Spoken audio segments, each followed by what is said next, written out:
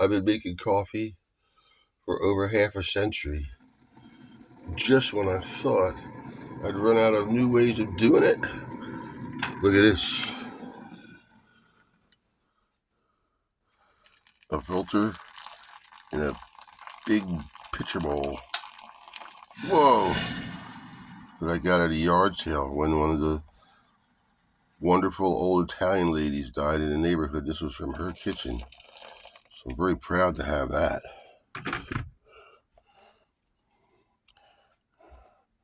And I pour that off. Whoa! See, I should have used two hands.